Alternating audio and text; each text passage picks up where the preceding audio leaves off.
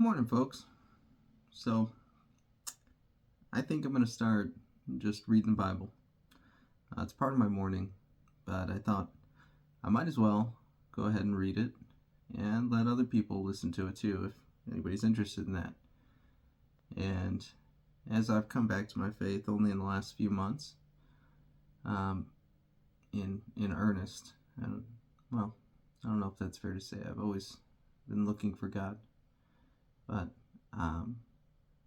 it's been in the last few months that I've really come back to Christian faith. And as I go through and read the Bible, maybe I'll discuss the things that stand out to me and that I either have trouble with or that strike me as important, and maybe to anybody else who's similarly new to Christianity or just returning after a long time. It might be helpful to them. So I thought I knew the Bible. I thought I knew it well, and it had been 25 years since I had read it consistently, and so I found out pretty quickly that I didn't. But anyway, without further ado, Genesis 1. In the beginning, God created the heavens and the earth. Now the earth was formless and empty. Darkness was over the surface of the deep, and the Spirit of God was hovering over the waters. And God said, "Let there be light." And there was light. God saw the light was good, and he separated the light from the darkness. God called the light day, and the darkness he called night. And there was evening, and there was morning, the first day. And God said, "Let there be a vault between the waters that separate water from water." So God made the vault and separated the water under the vault from the water above it. And it was so. God called the vault sky, and there was evening, and there was morning, the second day. And God said, "Let there be water under the sky, but let the water under the sky be gathered to one place, and let dry ground appear." And it was so.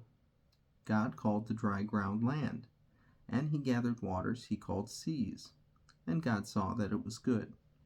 Then God said, "Let the land produce vegetation, seed-bearing plants and trees."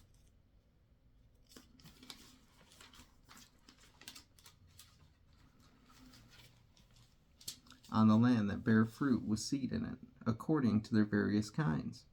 And it was so.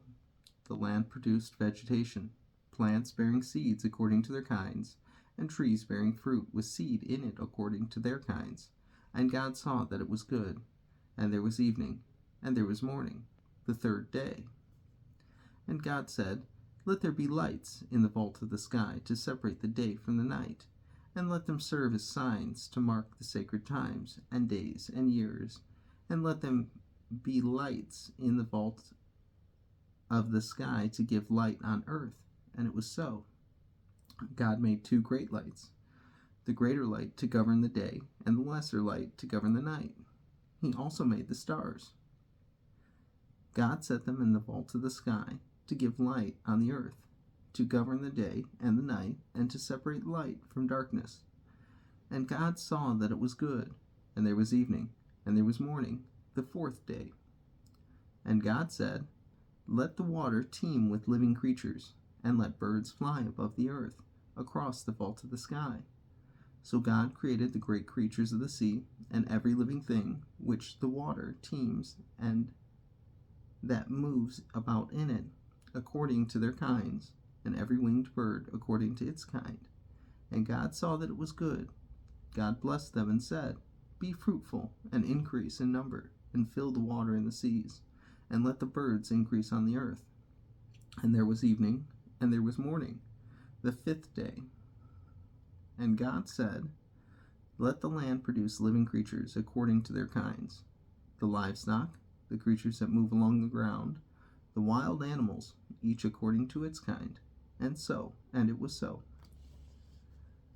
God made the wild animals according to their kinds, the livestock according to their kinds, and all the creatures that move along the ground according to their kinds. And God saw that it was good.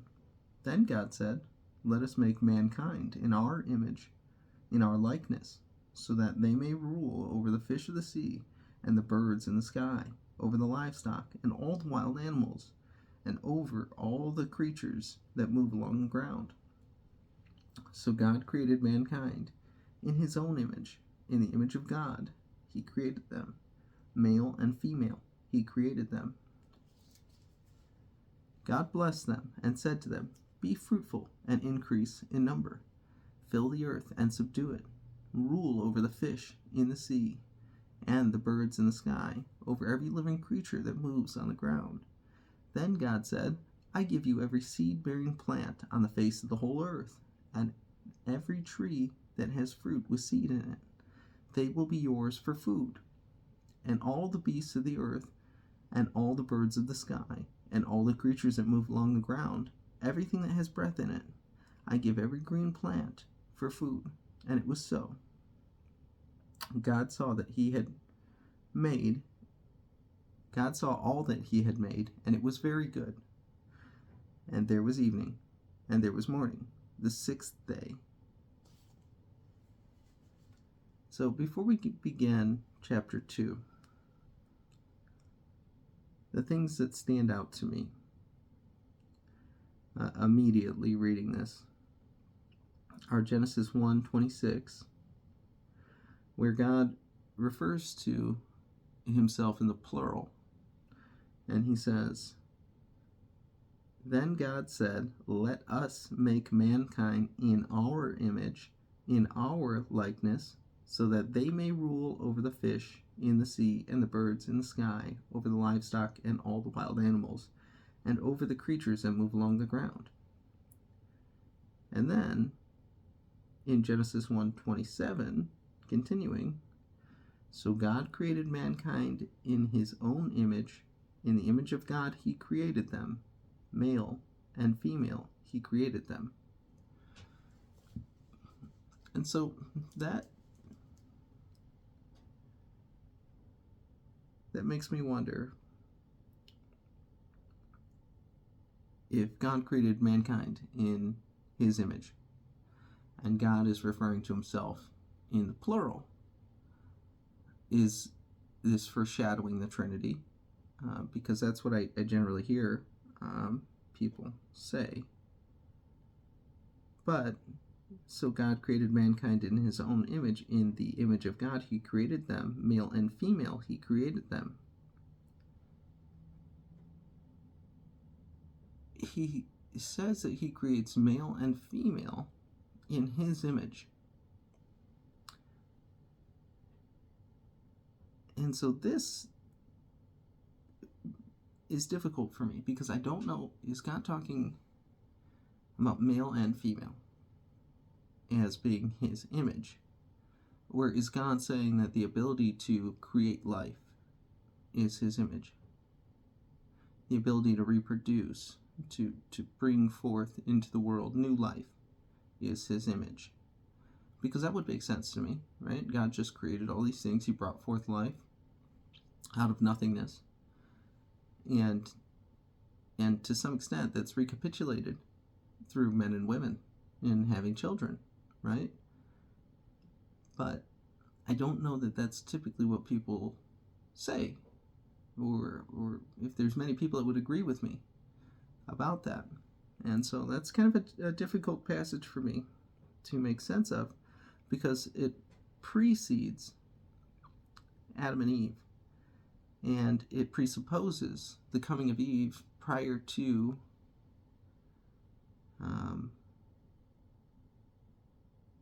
the justification for her, if I'm not mistaken. Let's see.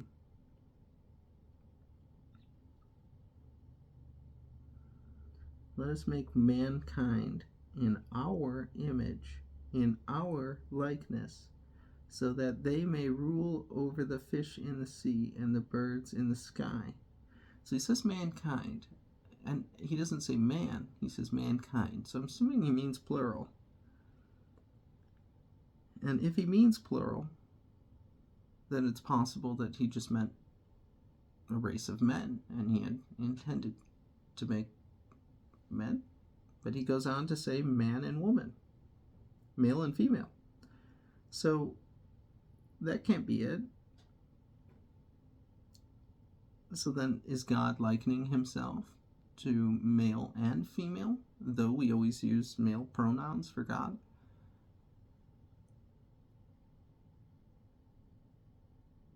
And is male and female then, the symbolic aspect that we apply to God that is not necessarily representative of form, but of function, as laid out in the rest of the Bible? I don't know. I don't want to belabor the point anymore. But just to point out, it stands out to me as something very interesting, cryptic almost, and difficult to quite get a grasp on. Maybe somebody out there can help me. If you can, please let me know. So, Genesis 2. Thus the heavens and the earth were completed in all their vast array. By the seventh day God had finished the work he had been doing. So on the seventh day he rested from all his work. Then God blessed the seventh day and made it holy, because on it he rested from all the work creating that he had done, or work of creating that he had done.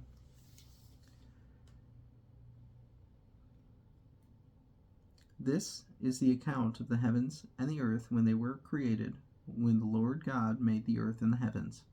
Now no shrub had yet appeared on the earth, and no plant had yet sprung up, for the Lord God had not sent rain on the earth, and there was no one to work the ground, but streams came up from the earth and watered the whole surface of the ground.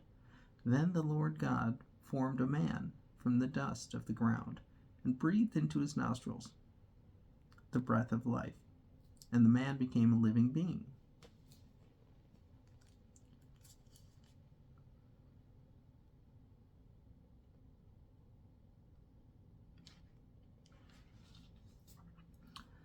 Now the Lord God had planted a garden in the east, in Eden, and there he put the man he had formed.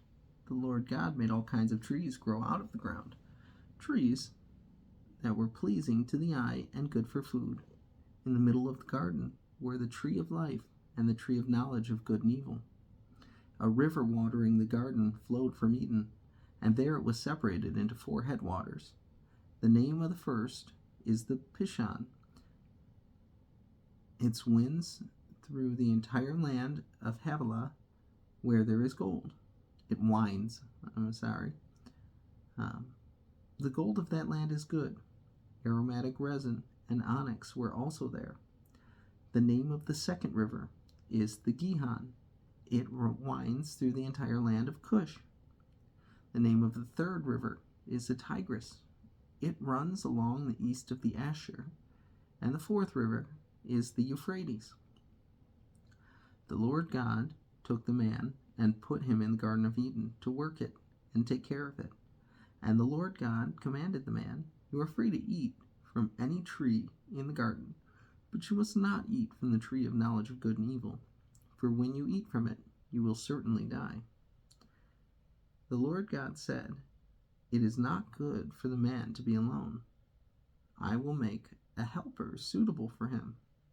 Now the Lord God had formed out of the ground all the wild animals and all the birds in the sky. He brought them to the man to see what he would name them.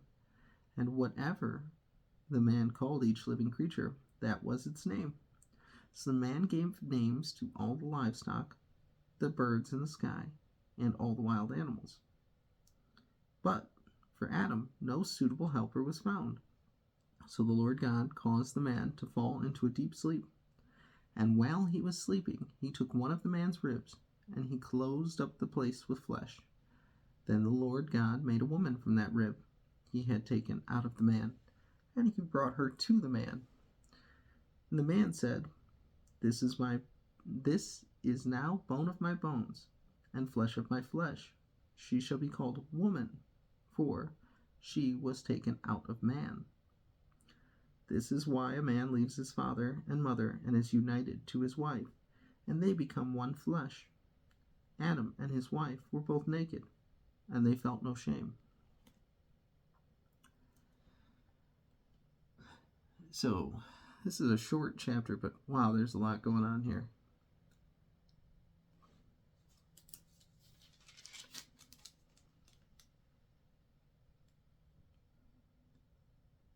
So the things that really immediately stand out to me in this chapter. One, in Genesis 2:2, God finishes his work and he rests. And we see the foreshadowing of the Sabbath. And we see that rest is made something essential, holy, and something that follows work. Does not precede it, but follows it. And so there's a divine order there, it seems. And then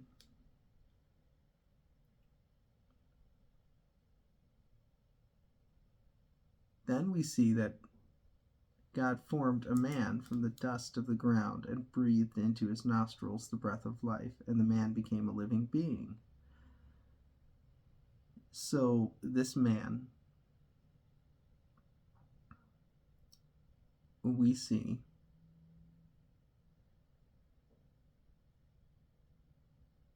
spoken about after. In Genesis 1, we've already spoken about humankind, the creation of humankind. And so there's either something that's asynchronous about this, where this is not occurring in chronological order, or there's some kind of distinction to be made from human and man. And that I don't feel so clear or strong about, and I don't think that's probably it, but there certainly is something to be said that, why does he discuss the creation of Adam and Eve following the creation of mankind and discussing rest? And so that's kind of an interesting thing. What does it mean for God to rest if he is creating? And so this must bring us back to one of the days when he's not resting. And so it must be asynchronous, right? Again, if anybody has any knowledge they can share out there that might make this clearer, please do. And also, I found this interesting. There's a footnote here that says, the Hebrew for man sounds like and may be related to the Hebrew for ground. It looks like Adamah. It is also the name Adam. So that's kind of interesting because the ground, right? So for some time I had left Christianity and I had found myself exploring other religions, and one of the things that's often heard about or talked about perennially is the ground of being, the absolute, that foundation of being. So there's nothing, there's something that's greater than all things, and that's usually like God in the absolute form, and then there's some initial creation, and that being the ground of being,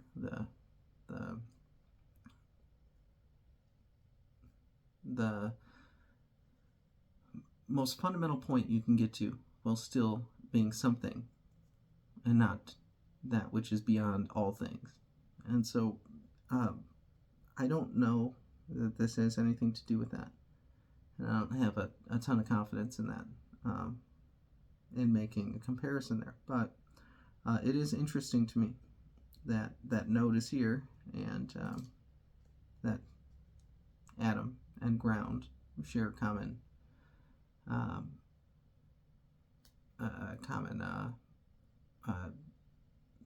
Genesis. That was a bad joke. It's not a good one. Okay, so then we see that the Lord God said, it is not good for man to be alone. I will make a helper suitable for him. So then man brings all the animals. He says, I will make a suitable helper, but he's already created all the animals, right? So he's already foreshadowing that the animals aren't going to be sufficient, but he still has Adam come and name all the animals first, as if he might find one of the animals sufficient as a helper. And so that's interesting to me too, because there's this ordinality thing here. So God has Adam name all the animals. They don't find one that is useful. And so then Adam is put into a deep sleep. And the animals then are, not the animals, then Eve is created from his rib. So, interesting. And he discusses the trees in the middle of the garden. And so, well, I don't want to speculate. That's just an interesting one. So there's a garden in the center of the garden. I think there's something to be said about that being in the middle of the Garden of Eden. There are the trees. And if you eat from the tree of the knowledge of good and evil, then you will certainly die. God doesn't say, I'm going to kill you. He doesn't say that